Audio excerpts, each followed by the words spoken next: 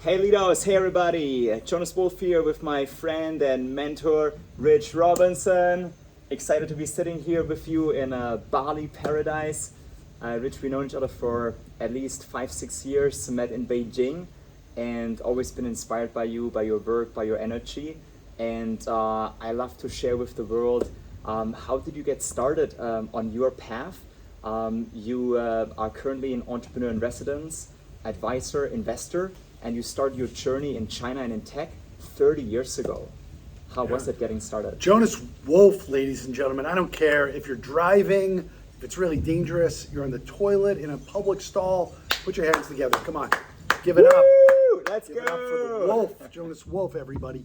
I'm very happy to host you here in my villa in the island of the gods. Became pandemic refugee here with the family during Chinese New Year 2020 after almost a quarter century in China. And I first came here to Bali and to China in '93, and I fell in love with Asia. Very much fell in love with China. Got my MBA, fell in love with the internet, '94, '96, and then I was like, that's it. I'm going to become an internet entrepreneur in China.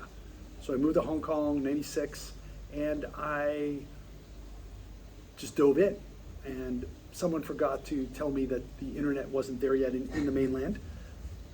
So there was 1 million people online in China, but that was Hong Kong. And out of 6 million people, I spent 4 years in Hong Kong, 20 in Beijing, and I did 8 startups during that time, 3 as an executive in private companies that went public, started 5 companies, exited 3 to publicly listed companies, and I've been in the war room for dozens of others, angel, board member, and hundreds of others as a mentor. I just love it. And Wow. I teach at Peking University, Guanghua MBA, entrepreneurship in China, if one can even teach entrepreneurship.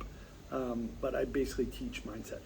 So I love the art of the start. I love working with crazy, deranged, mentally ill people who call themselves entrepreneurs. The most likely Putting on outcome your is entrepreneur hat here. the most likely outcome is failure, and the journey along the way is very, very rocky. And if you're crazy and brave and driven enough to do that, then I'm, in your court and will support you. So I Love it. wanted to be an entrepreneur. The first thing that I did was I worked with a company that did internet web development. So I kind of got my toes wet by being part of 2 companies that ended up becoming public companies. And I worked with the founders and kind of shadowed them. And so I tell my students at Beida, Peking University, you can, maybe there's like 3 things you can do to be an entrepreneur. One is just do it. Just start a company. Like, it's never been cheaper, never been easier. Doesn't mean that it's easy, but it's easy to start it up. Number 2 is become part of a startup that is gaining some traction, that has some resources, and then work with the founders. Tell them, I'm going to put in my 60 plus hours a week. I'm going to grind away, but I'm going to put in extra time. I want to help you build the deck for the board meeting, and I want to shadow you in some meetings, and I want to help you to do follow-up. And then you can really learn through osmosis. And the third thing is really work on your grit.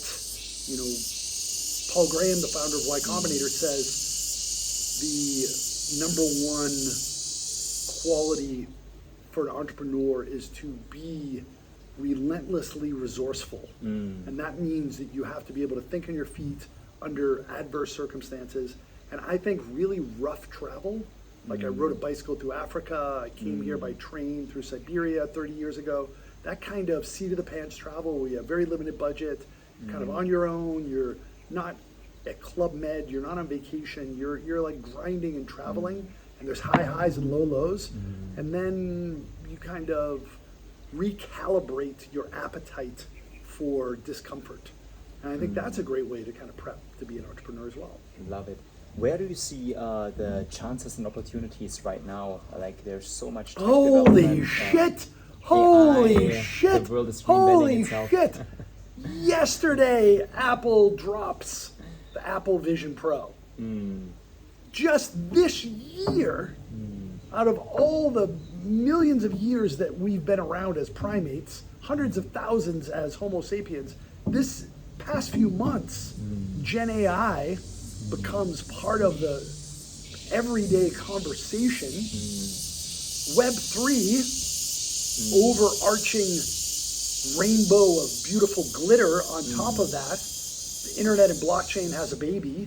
I mean, unbelievable, incredible opportunities. Things are changing more rapidly in real time than I've ever experienced, and it's just like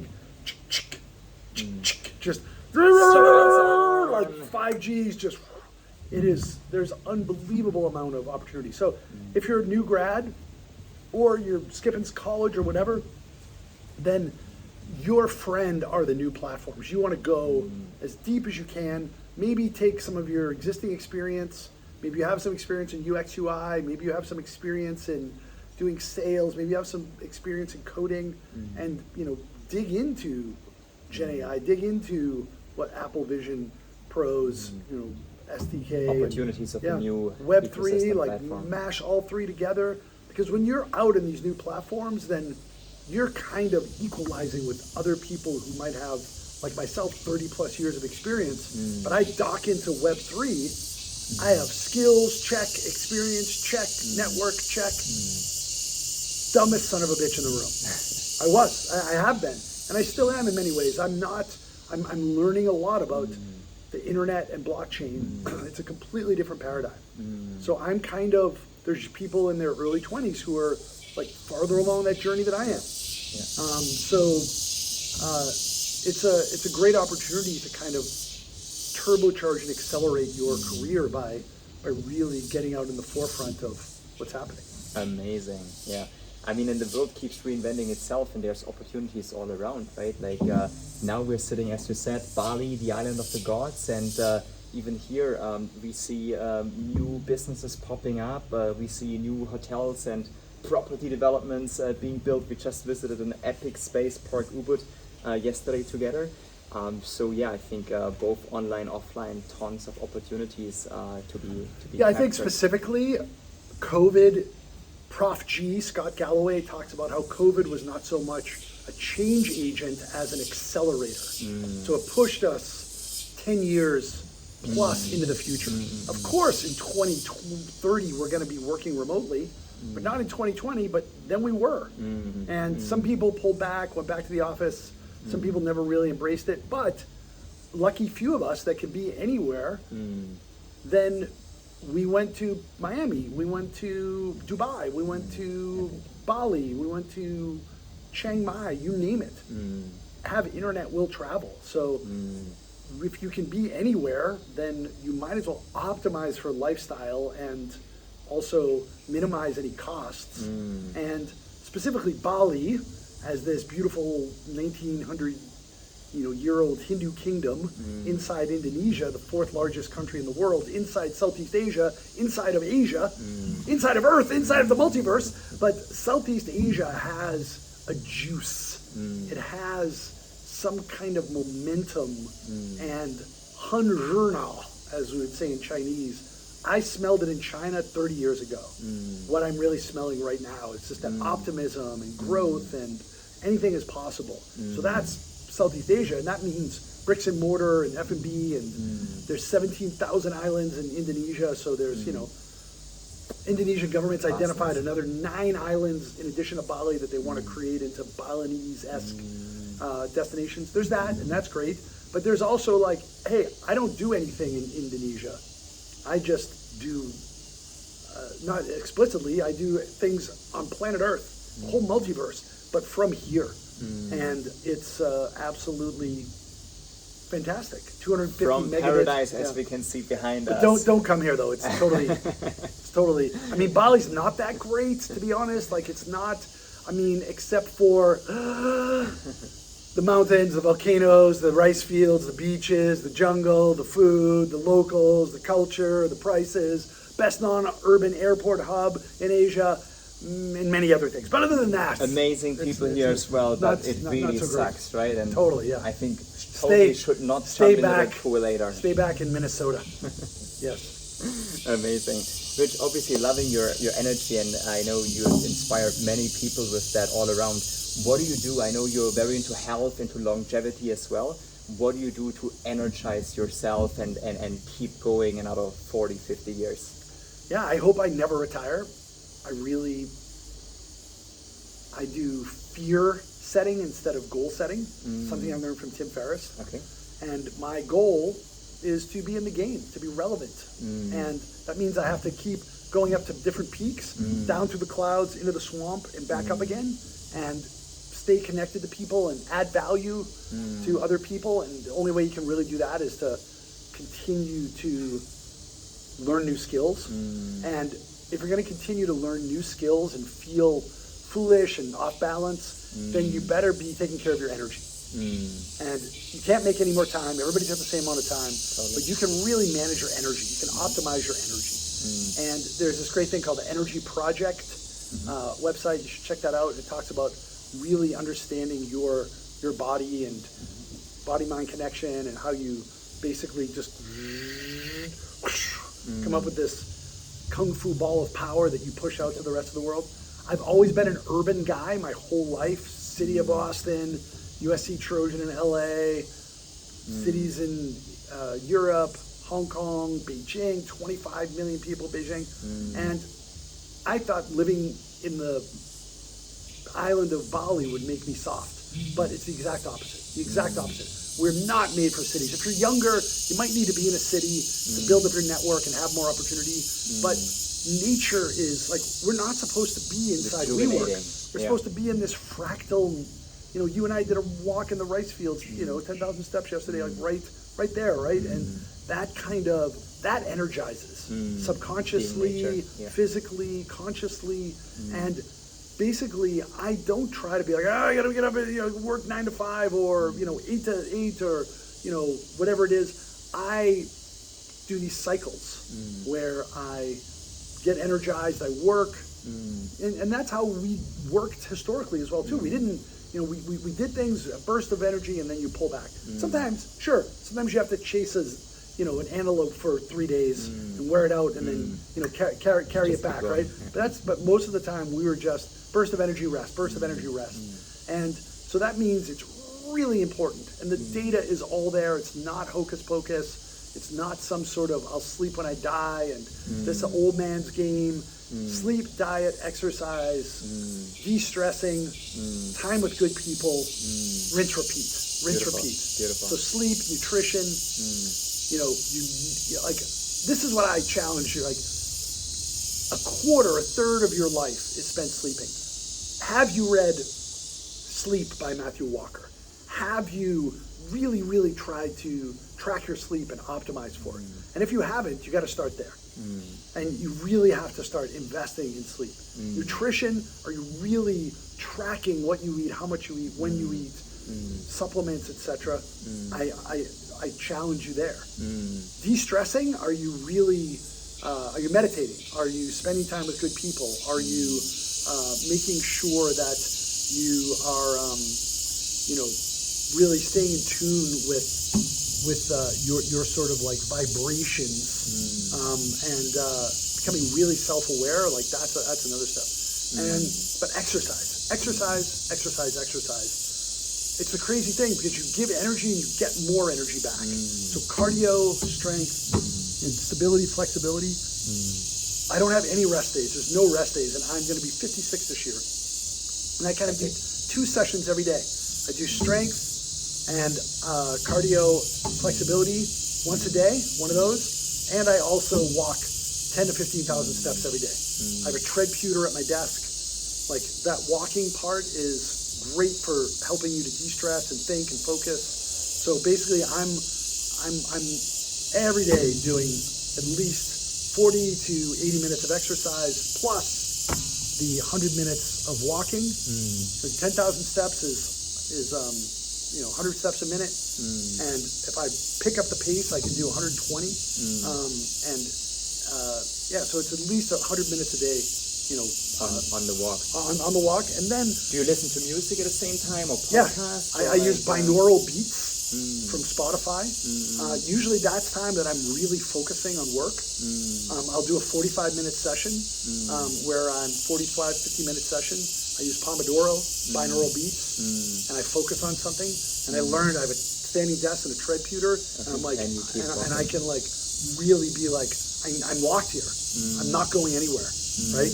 I mean, we have this, three brains, our neocortex and then the monkey brain and the lizard brain. And the lizard brain is always trying to do fight, flight, or, freeze. And what I found is that if you can just get past that fight, flight, or freeze, and you're like, I gotta do this. But before I do, I'm gonna check out Instagram. I gotta do this. God damn it, I don't want to do it. You fight it, or you flee from it, or you're just frozen. You just do nothing. So you start walking the treadmill, you start doing it, and then you're just like, I don't want to go. I forget. I gotta reload this. I gotta do this other bullshit thing, and then you're like, okay, now I'm in. Now I'm in the flow, and then you kind of like hack your mind to get past it. Beautiful. And that's all interconnected. And then cold shower or cold plunge, and reset myself in the afternoon. And like that's all. Even like just super cold water in the face, that really hits your vagus nerve and resets you. And then like it's amazing how your energy, and like if you want sugar, try drinking salt. I drink Element, LMNT, and like that's a way to sort of hack it. And I do 2 meals a day plus a protein shake, and so I compress my meal time into usually an 8-hour window. So I'm fasting for 16 hours a day, and basically it's like every 3-4 hours I ingest something, and then I give myself space in between. And there's all kinds of tweaks you can do to just optimize, because this thing up here is like completely dependent on everything down there. Sometimes, especially some people that I meet that are like really brainiacs, engineers, they were never that athletic, and they're just like, they just think like, oh, I don't want to be that guy. Like you look at Zuck was like, I just did the Murph challenge, run a mile, 100 pull-ups, 200 push-ups, 300 squats, run a mile with a 20-pound vest, right? Wow. So including on the pull-ups. Including on the pull-ups, right? So that's like 1.6K in the beginning, 1.6K at the end, with, what is that, 12K, weighted vest, and he did it in 40 minutes. So like Zuck's like ripped, and Bezos is ripped, and like it's like those guys are super geeks, right? And they're very like gangly, like, but they know that like if you take care of this, then like that this gets better, and your energy gets better, and everything gets better, right? And then the crazy thing is like, then when you're in your 30s, 40s, 50s, 60s, you don't have to like, oh boy, I have to lose 30 pounds and I have to like retrain myself. It just becomes part of the process, right? But meditation, I would not probably heed the call in my 20s. I was in my 20s in the, in the 80s and 90s, right? So it was a different era, but transcendental meditation, 20 minutes in the morning, some sort of meditation in the afternoon, like that's a superpower. Love it. Awesome. All right, Rich. 2 more mini questions here. Who inspires you, and for what? Yeah, that's a really terrific question. I love Ray Dalio. Ray Dalio has, he's really into transcendental meditation. Founder of Bridgewater Associates, and they are the biggest, most successful hedge fund out of like 11,000 hedge funds. He wrote the book Principles. I really recommend going to PrinciplesU, PrinciplesYou.com. Know your personality. He just released a master class as well too. Beautiful. He really inspires me in his sort of radical honesty and vulnerability and massively giving back to the world, giving back, yes. Especially in his age now, right? Like he clearly done very well in life, Sure. but then now really like we talk about the purpose journey, right? Yeah. He is massively contributing in many ways. Even wrote the Principles kids book, right? Yes. So it's amazing actually, like with all the pictures in it, and so that even the young ones, like your daughter Clady, has a chance to That get reminds to me, I know need this to get that book indeed, yeah. at an And, early age. and it sounds corny, but there's guys like Bezos and Musk that inspire me. I mean, don't listen to that bullshit. Those guys are like, changing the fabric of society. I mean, like that's really the ultimate purpose of entrepreneurship, like the Jobs did, Make a and dent to in the make a universe. dent in the multiverse, to really be a force for good. And you know, of course, there's all kinds of things that go wrong along the way. You can't do it without ruffling some feathers and making some mistakes, but you know, you got to really give. Like, I'm a real believer in the sort of, you know, individuals making a big change, and you know, it starts with, you know, it's a vocation. You have to, you know, do multiple startups in order to be able to like do things that are really, you know, changing. Make a difference. And like, you know, I'm in Web3 right now, and I'm entrepreneur in residence because of Yatsiu, YATSIU, the founder and chairman of Animoca Brands. And I've known him 25 plus years, and he's a true visionary and he's really Mr. Metaverse. He's like the Keanu Reeves of Web3. And he's like a poet, philosopher, tech, you know, guru. And he has this really terrific future vision of Web3, which is broad digital asset ownership for the masses and open metaverse. And I think it's going to be net a positive, and give power back to people and shrink Gini coefficient and make more people creators. And that's sort of the mission that I'm on right now. Beautiful. I was going to just ask you what's next for you, but you just revealed. Very amazing. And in terms of Web3, is there any specific area that you're most passionate about? Is it income distribution? Is it X to earn, or any other field? So, you know, gaming is the tip of the spear for Web3. 3.4 billion gamers, biggest community in the world, very comfortable with virtual items and currency. Assets, and you know, but ownership, that's the thing. My sons, all their time and treasure is in virtual space. They don't really care about fashion, they don't care about cars, they don't care about, you know, some other things that I might have cared about when I was their age. Everything they do is online, and they anytime they want, you know, money, it's for that. And maybe Lego. Lego's the one thing. They're still into Lego, which makes me happy and proud, because Lego has really evolved. And even, you know, in my late 50s, I love Lego, but they don't own any of it. They don't own a goddamn thing. It's not on chain at this point. Yeah. At this point, yeah. And that's what Web3 is going to unlock. Yeah. And that's great, and I think that's going to change the fabric. I was in the gaming industry deeply. I had game companies that I sold and, you know, was part of. What I'm interested now, because gaming's really sort of more of a younger person's game, is the gamification and tokenization of other industries. Education, entertainment, sports, music, e-commerce, you name it. And I think brands, restaurants, right? I mean, like, people from a neighborhood can become community owners of a shop, right? And create something together through that. So we're in a shareholder economy, and there's producers and there's consumers. In this Web 2 economy with social, it's like, oh, hey, by the way, we shareholders are top. We're going to keep all the money still. You can consume everything, but by the way, you're going to produce it all too. And we're going to give you pretty much nothing. You know, unless you're a gigantic creator, and even then, you're not really getting paid equitably. And thanks for that. And we're just going to keep funneling money up to the top. Web3 world, okay, now creators can also become shareholders. Consumers can also become shareholders as well too. So now you can support some things, and you can basically enjoy the upside as well too. And I think that's where things are going to get really, really interesting. And right now we're in a very awkward phase of Web3, and still less than 100 million, you know, really like, you know, active people in the space.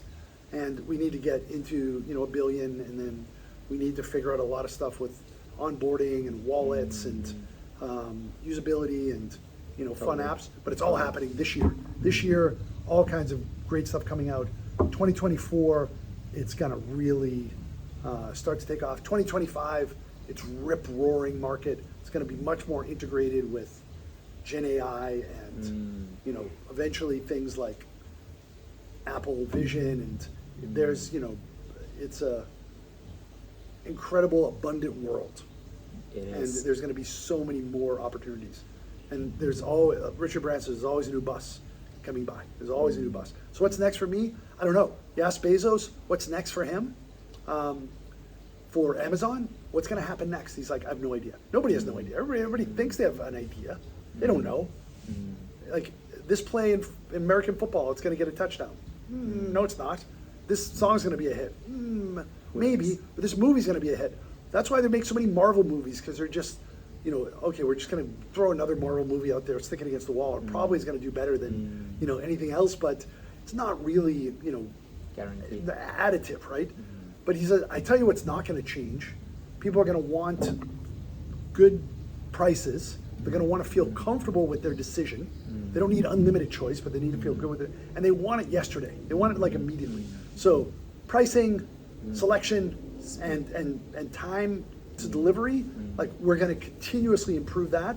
And whatever else happens, like in the future, you're using your Apple Vision and you lock your eye on it, you touch your fingers together, and then automatically one-click purchase, and it shows up in your apartment by the time you get your bare cement apartment that you walk into, and that it's fully designed because you're wearing the goggles. Like that's going to happen. So I think it's really interesting to see like what's not gonna change for me is that I want to be really challenged doing something in the technology entrepreneur space. I want to work with high energy entrepreneurs, and I want to basically connect and inspire and educate.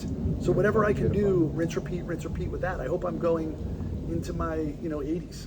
These are your superpowers, man. Yeah, and as you said earlier, it's to be a force for good, right? Yes, with shine our that energy, light. with Yeah. our personalities, with our networks, Can you our be proud resources. of it? Are you really shining light? Are Exactly. you really, everything you do is either additive or subtractive in a micro and macro way. And you really Totally. think about that. Like, would I really be proud of this? Am I just chasing short-term returns, or is this really something that, For the long term. and it doesn't, it could be long-term, but it could also be like, am I doing, like right now, am I doing something that's net good? And it's important, I think, to really think that way, because your reputation becomes,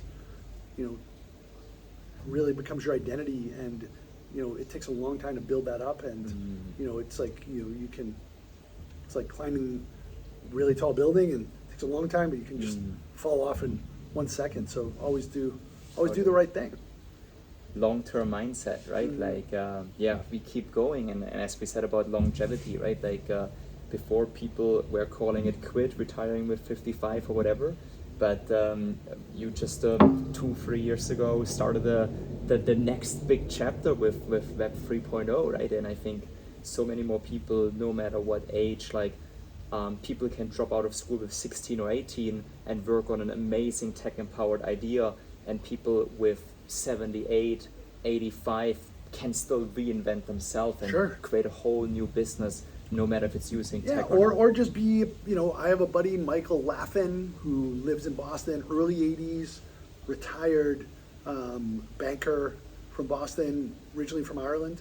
And he just messaged me. He's taking a delegation from Indonesia into Boston. He mentors and he bridges, and he's kind of like a Walmart greeter, but for like international entrepreneurs, right? So you don't have to be like, you can doesn't really need to still stop. be in the game. Yes. And he can be like, I have wisdom, and I've, so one last thought, there's a great article by Albert Brooks, and he talks about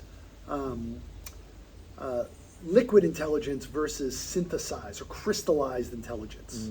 So you think about like water, and how when you're younger, from when you're a teen up until you're maybe like 30s, early 40s, you're very much working like water. You can flow through anything. You're very malleable. You have a lot of energy. But then things start to, crystallize, and that can be, it can kind of slow you down, I guess you could say, and it does. After the age of like 40, you don't have the same kind of turbo power, and you're just you don't have the same kind of maybe appetite for doing some of these things. But if you make this transition, which I did, where I started to teach, I started to do a lot of mentoring, I started to do a lot of connecting, then that crystallized form of water, it's almost like ice, and then you can use that as like a weapon to like help, help other people and be like, a Sherpa to help other people. You're covered with scabs and calluses and scar tissue, then you help other people go into battle. And that's what I still am in battle. I still have some businesses, but I'm really energized by helping other people go into battle. Like, there be dragons, don't go there. I can tell you, like, for sure, don't do that. It's not the right thing. That's like, whatever, that's like, and there's other things where it's like, like for sure you should do these things, these first principle things, these and like, but these things here, like maybe when I was starting out you shouldn't do that, but now you can, or you can do it in a different way, or you can do it in this cultural way or whatever. Like there's a lot of like, so it's black and white in the edges and a lot of gray in between. So you need like, that kind of bookends, and I can help guide people to there and then help them navigate through that gray part. And that's where, if you really embrace that crystallized sort of intelligence, then you can really weaponize it and be really helpful to other people. Beautiful. On their path, on their purpose journey, Yes. helping them to achieve that. Rich, again, thank you for hosting me at your beautiful Jonas villa. Wolf, ladies and That's gentlemen, right, and come Rich on! Robinson. See you all in Bali Ausgezeichnet. or in Beijing or wherever we'll be seeing each other. Much love, everybody. Over and out. Cheers.